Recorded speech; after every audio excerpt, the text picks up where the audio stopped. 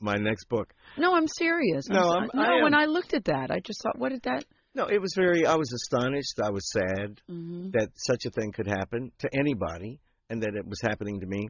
The most immediate thing, though, was that the handcuffs were behind my back. They were very tight. And as you know, I walk with a cane. Yes. And they wanted me to walk with the handcuffs behind my back. And I pleaded to, there was a black officer there. Yeah, his picture is very prominent. What was his reaction to all of this? Oh, I think he was embarrassed. I don't want to speak to him, but he pled with Crowley to move the handcuffs from the back to the front so I could walk with the cane. You don't want to speak to him or for him? For him. Uh-huh. No, okay. I spoke to him. He was my only shot on that porch. Yeah. And there was a woman who I think was a Hispanic who was very civil to me and rode with me. Apparently, if the handcuffs are not behind your back, an officer has to ride with you on the back seat of the car. I bet you didn't know that before. I didn't know that before. Yes. And Gail, that's what saved me. It saved me because Joanne Kendall, who's an Italian married to an Irishman, that we call that an interracial marriage in Catholic school, right? Yes. She's been my secretary for 17 years. She came over to the house. My house is right on campus. She came over to welcome me back from China. She comes in. There are all these police. I'm in the back seat of the cruiser. She's just having a heart attack. And because the handcuffs were in my lap, I was able to take my fingers and hit the button and roll the window down. And I said, call Charles Ogletree. Yeah. So by the time I was processed, I was taken to the jail. I was fingerprinted. Oh, by the way, no one read me my Miranda rights. Yeah, I was read my Miranda rights at the jail. This is like 45 minutes before you later. were taken in. You know, then last night, Skip, because we've got less than 4 minutes, I'm sitting there watching the presidential news conference. The last question of the news conference, Barack is asked about you, and this is his response. I don't know, not having been there and not seeing all the facts, what role race played in that. But I think it's fair to say, number one, any of us would be pretty angry.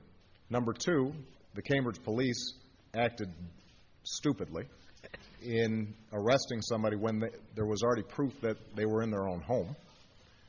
And number three, what I think we know separate and apart from this incident is that there is a long history in this country of African Americans and Latinos being stopped by law enforcement disproportionately. And that's just a fact.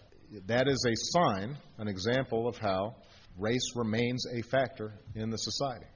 That doesn't lessen the incredible progress that has been made. I am standing here as testimony to the progress that's been made. And yet, the fact of the matter is that this still haunts us. I was sitting there watching the news conference with favorite daughter Kirby, and our mouths fell open. Did you happen to be watching the news conference when he said that? I was having dinner with a friend on the Upper East Side and in a little private Italian restaurant. And all of a sudden, I thought my BlackBerry was going to explode. And the first call, it was from Angela, whom you know, Angela De Leon. Said, Barack Obama just mentioned you in this. I said, oh, my goodness, what did he say? I have to wait for the facts. He said, no, he said the Cambridge police were stupid and we were friends. And I went, my God. And then the emails, it was like a slot machine.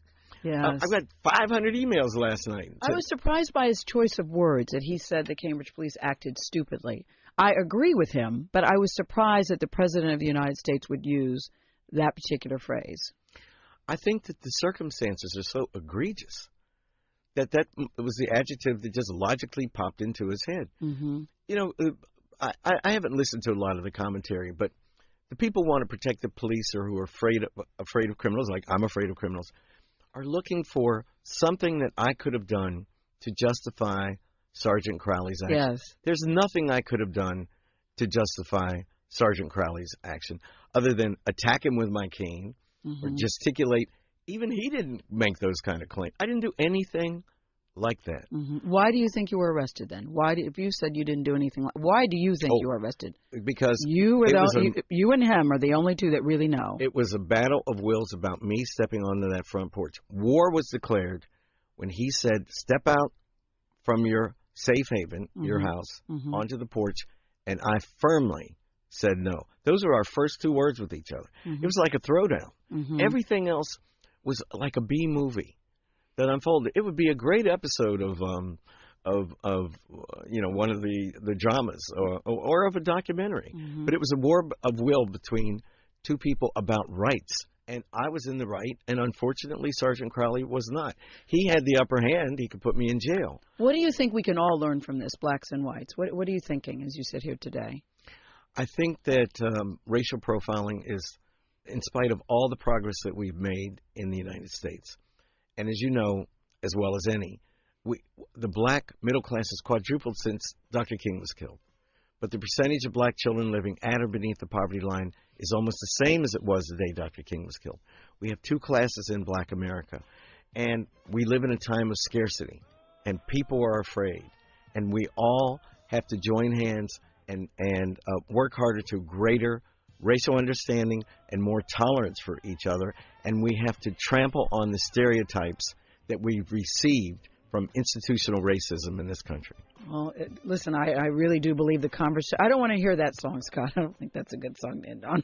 I mean, I really do think that the conversation has certainly opened up because of you, and that it really is just the beginning. And now you have the President of the United States weighing in. I guess the best thing to say is to be continued. Thank you, Henry Louis Gates, for coming in today. Thank you, dear. Really good to see you. Nice You're listening to you. the Gayle King Show on Oprah Radio. Take it easy. We'll see you tomorrow.